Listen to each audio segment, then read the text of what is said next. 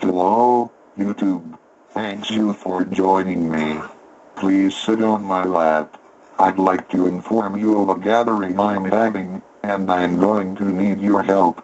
Grab the magic map and follow it to my house in the woods. Don't mind the cats, they're just quiet because I cooked their vocal cords and rubbed my testicles on their soft little fur.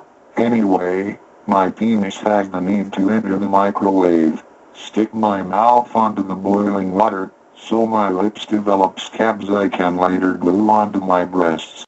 Then suddenly, a small sound arose from the cat's sperm-encrusted mouth. I turned around and said, "Shut the fuck up, you pussy." Then it turned around and vomited. That was when I realized there was something not right about the cat. That was when I took the cat to the vet. Then a woman came out of the room and said, "I am a vet." So they took the cat. Suddenly I noticed her breasts were larger than mother's. This turned me on so. That is when I asked her to set her so I could add it to my collection. She said yes, and told me to get into her 1960s van. The van is where I got the idea of joining communism. I figured, hey, someone has to lick the butter off of my balls. I named the dog Rex, and kicked its ass with glass bottle to make it roar. It was soon after I dropped an air conditioner on its face and killed it. The cats are what make my day complete, imagining their plump little body awaiting rock music and locks of my hair. The dog came back one day when I stuck my penis into the van's gas valve. "Rex," I said, "it's so hot out I can't make eggs. I need to tell you your mother is going to mail you her excess body hair." It was a miracle. While saluting to Communism and Hitler, I got a phone call. It was that slightly attractive whore I met a couple of days ago. You know that lady. Anyway, she said the cat's got surgery and payment was due. So I went down to the pet clinic to see what the fuss was about. When I got there, a homeless man flashed me with his hairy testicles and said that the aliens were inside his hair. I left. Then when I walked in, I went to the counter and asked for a nurse bitch. They called her and she handed me a bill. The bill said that a David Scott had to pay a bill of $145,683.24. I said, "Bitch, I'm not doing that shit."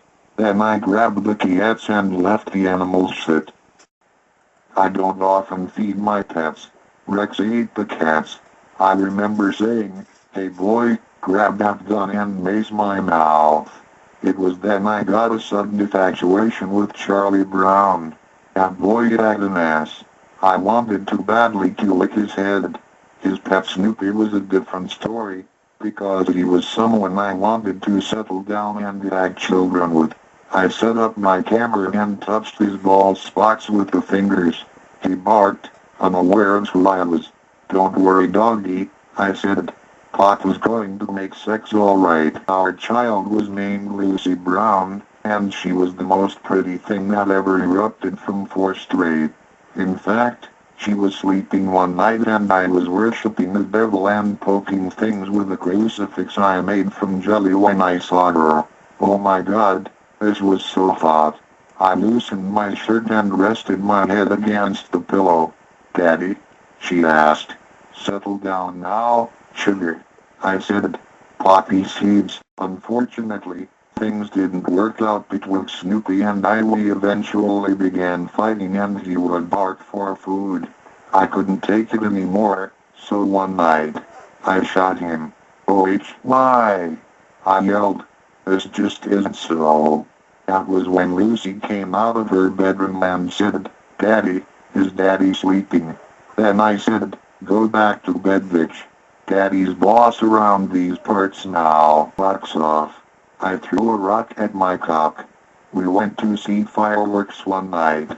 They exploded, much like my sperm did that night onto Snoopy's snout when Lucy was born. "Daddy, these are too loud," she said.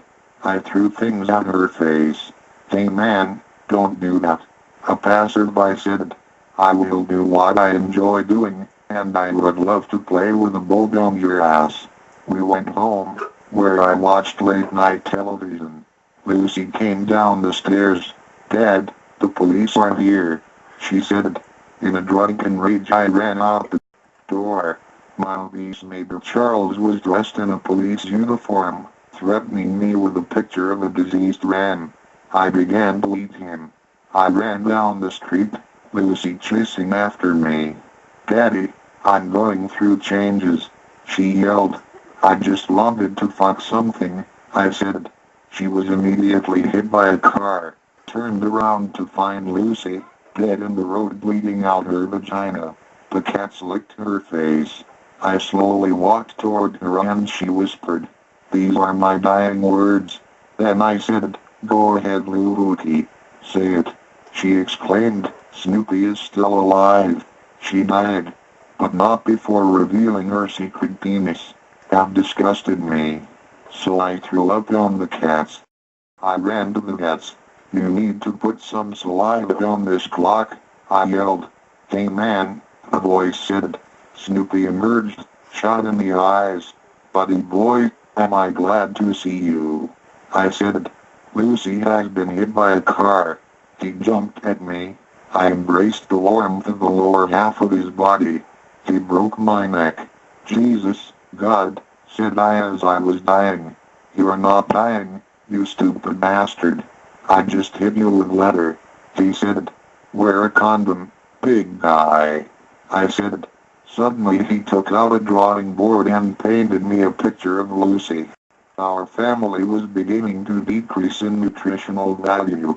In an effort to fix our economic struggle, I cut off my chest and ate them.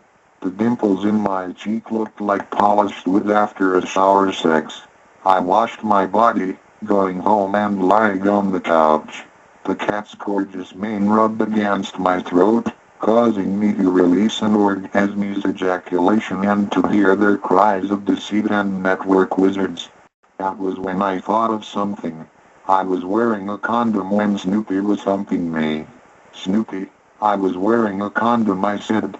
I opened the wallet and took the exact condom out. "Then how did you become pregnant?" he said. He thought for a moment. "I have a theory. What if Lucy impregnated you with herself?" I looked at my shoelaces. There was a bug crawling on them. Then he said, "I don't think Lucy is even our child. How could she be? I am a dog." Then Snoopy fell to the ground. That's what I thought, bitch. It was Lucy. I knew you had to figure it out eventually. "I am the third rose." I gasped and looked at my foot. There was no hole.